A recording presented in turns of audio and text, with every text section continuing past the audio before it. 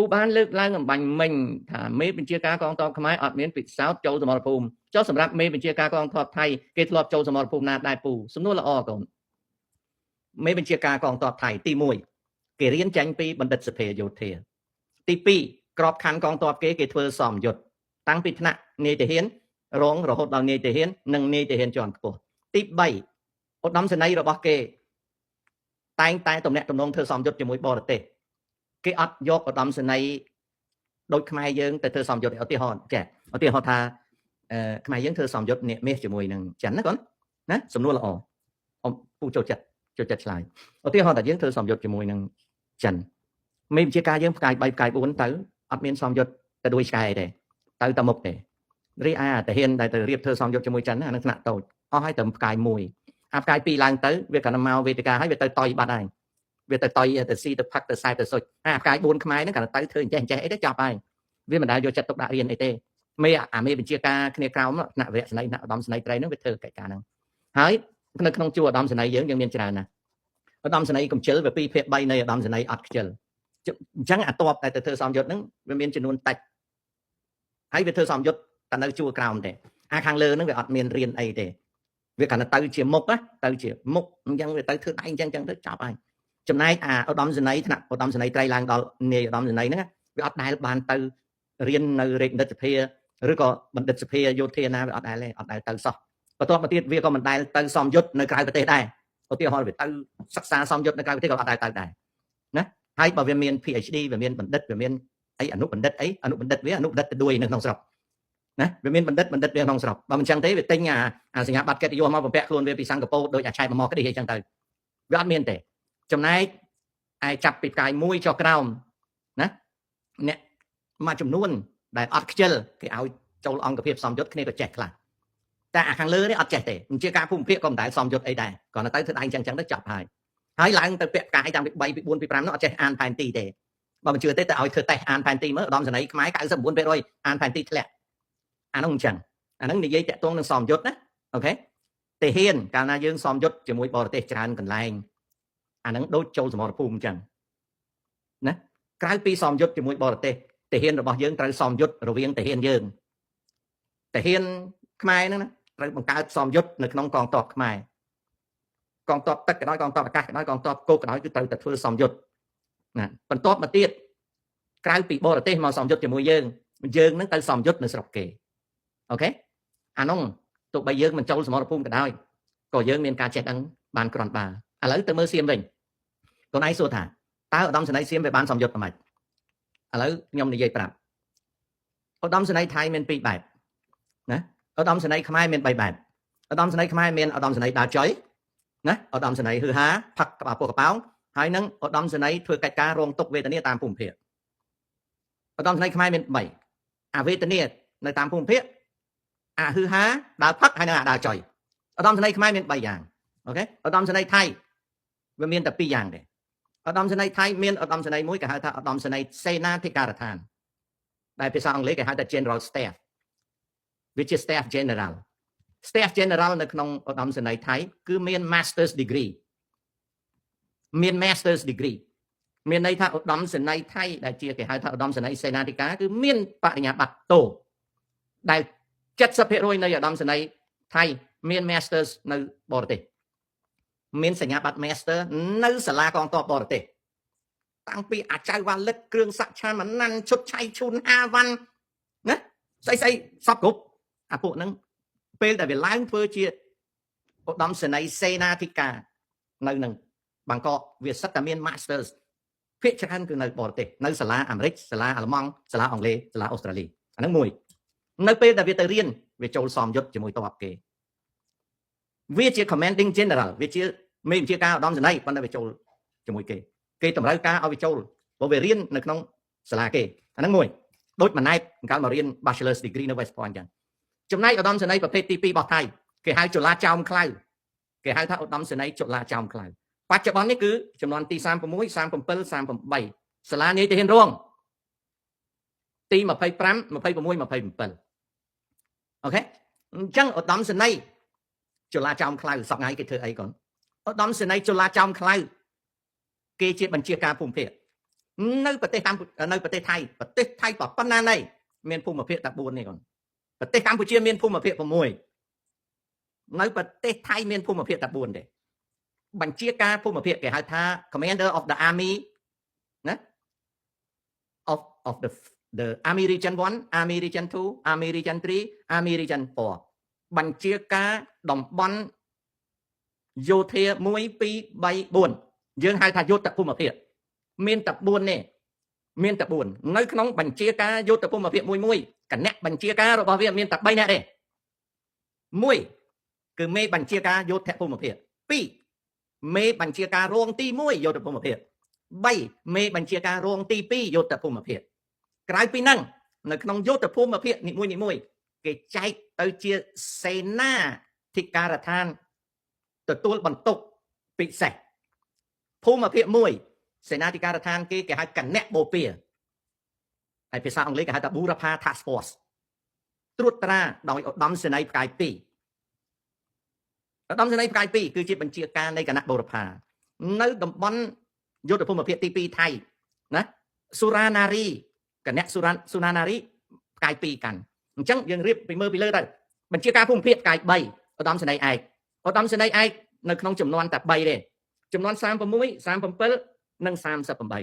36 37 38ស្អីទៅ36 37 38ចុលាចោមខ្លាំងអត់មានឆ្កែណាធ្វើបញ្ជាការភូមិភាគថៃអត់ចាញ់ពី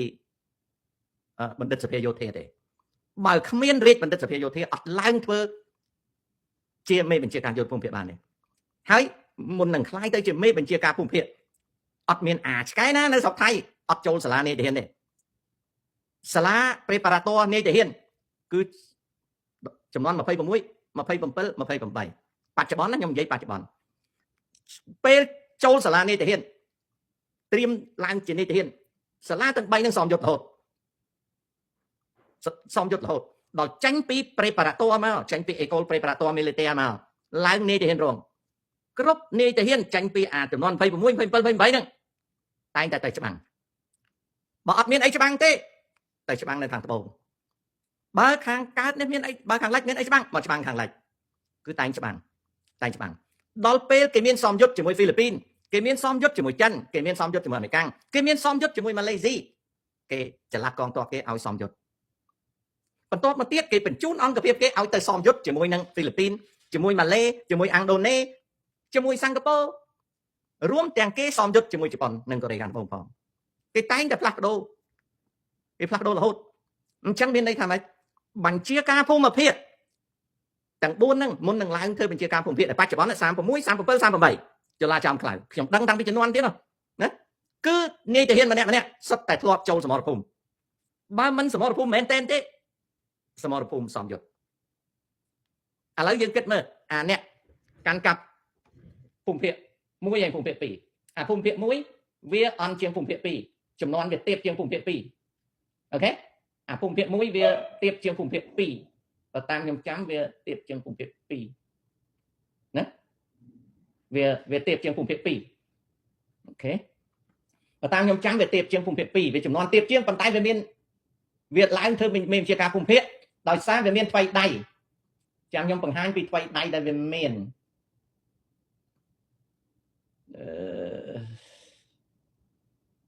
ចាំតិចខ្ញុំច្រឡំ file ចង្រៃយកហើយមកខុស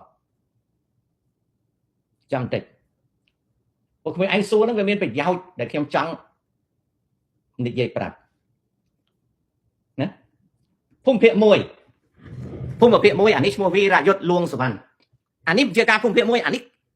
នៅក្មេងជាងសឹកអារឹកសិ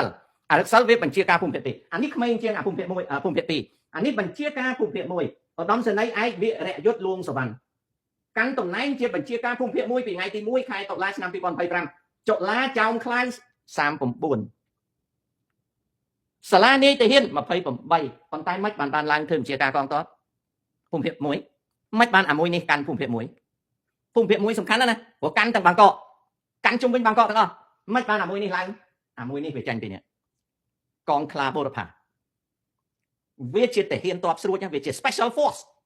គេហៅថាខ្លាបូព៌ាវាចាញ់ពីអាហ្នឹង បត់ពិសោធន៍បូព៌ានិងស្រះកែវវាក្មេងទេអាហ្នឹងភូមិភាគមួយឈ្មោះវាវីរយុទ្ធលងសុវណ្ណអូខេឥឡូវមើលអានេះចាស់ជាងហើយចំនួនបងទៀតបងចំនួនទៀតមានន័យថាវាបងចំនួនវាចាញ់37អូខេឧត្តមសេនីយ៍វីរយុទ្ធរៈសិលអានេះឈ្មោះវាអរៈសិលនេះបញ្ជាការភូមិភាគ2នេះវាកាន់តំណែងថ្ងៃទី1ខែតុលាឆ្នាំ2015ចលាចងខ្លៅ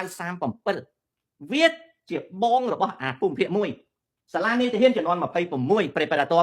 26ពិសោធន៍កិច្ចការព្រំដែនសមរភូមិឆ្នាំ2008ភូជួយរបស់ប៊ុនសិនផាតខ្លាំងចំនួនជាមួយគ្នានឹងអាប៊ុនសិនផាតខ្លាំងឥឡូវតាមការរៀបរាប់របស់ពូក្មួយឯងឃើញវាមានសមត្ថភាពសមរភូមិទេវាមិនមែននេះទេឥឡូវទៅមើលផ្កាយខ្មែរមើលមានអាណាឆ្លងអញ្ចឹងអត់ឆ្លងអញ្ចឹងទេណាយើងគិតមើលអានេះ39ណាអានេះក្មេងនេះគាត់វាកាន់តំណែងភូមិភាគ1ខ្លាំងណាស់វា39អាលួងសវណ្ណនេះហើយទៅមើលអរិកសិល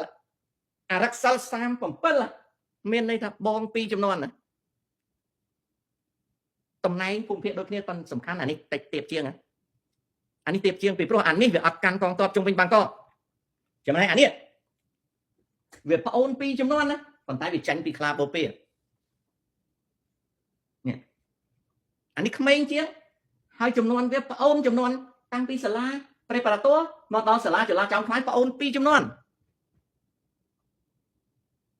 គេអត់មានរើសមេបញ្ជាការចាញ់មកចេះតែចុយហើយនឹងផាត់ទេអត់មានទេត្រង់នេះហើយដែលឆ្លើយនឹងខ្លួនឯងសួរថាតើពួកនឹងចូលសមរភូមិឬមិនចូលណាពួកនឹងអញ្ចឹងកូនអានឹងហើយគេហៅថា professional soldier អានឹងហើយដែលគេហៅថានាយទាហានអាជីពនាយទាហានអាជីពជំនាញមិនមែនធម្មតាទេណាចុះហេតុដូចម្ដេចបានជាអានោះខ្លាយទៅជាឧត្តមសេនីយ៍ចលាចោមខ្លាំងមកអំពីវារៀនបាន bachelor's degree វាបានត្រឹមតែហ៊ុនម៉ាណែតទេវាឋានៈវារៀនបានត្រឹមប្រហែលហ៊ុនម៉ាណែតដូច្នេះនៅពេលដែលវាពាក់ផ្កាយ3វាត្រូវតែចូលនិវត្តន៍វាមិនអាចទៅធ្វើជាឧត្តមសេនីយ៍សេនាធិការទេសំណួរសួរថាតើធ្វើម៉េច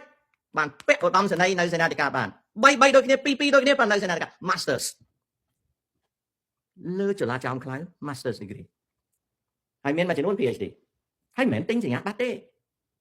កុំច្រឡំទិញសញ្ញាបត្រតើមកឥឡូវហ្នឹងប្រជាជនថៃជេតែហ៊ានដូចជាអាចារ្យព្រឹកអាចារ្យភូមិវាពាក់ផ្កាយ4ណាអាចារ្យភូមិវាឡើងធ្វើទាហានសេនាធិការក្រោយទេពីមុនហ្នឹងវាជាខ្លាចេញពីចលាចោមខ្លាំងអាមួយដែលថាវាយហ៊ុនសែនឲ្យរេអាចមានចាំទេឧត្តមសេនីយ៍មួយអាកាយ4ទទួលខុសត្រូវជើងគោកដែលវានិយាយថាវាវាយឲ្យតបហ៊ុនសែនបាក់ជើងកុំឲ្យមកយាយីវាវិញបានអានេះឈ្មោះវាអាចារ្យព្រឹកហ្នឹងអាចារ្យព្រឹកចឹងឈ្មោះវាអាចារ្យព្រឹកចឹងអានោះណា Masters ហើយមិនមែន Master ទិញគេយកមកដាក់ទេសិតតែមករៀននៅសាលាកងទ័ពសហអាមេរិកហើយពេលមកហ្នឹងសំយុទ្ធអត់សំយុទ្ធអត់បានអញ្ចឹងឧត្តមសេនីយ៍គេសិតតែមានឧត្តមសេនីយ៍កូរ៉េខាងត្បូងគេសំយុទ្ធអត់ដងយើងឯងសំយុទ្ធធ្វើតែចេះចាប់ទៅផ្ទះដេកទុកឲ្យអាកាយមួយធ្វើការនៅឆ្លើយប៉ុណ្ណឹងណាមិនចាំជួបគ្នាប្រហែលជា5នាទីទៀតជំរាបលា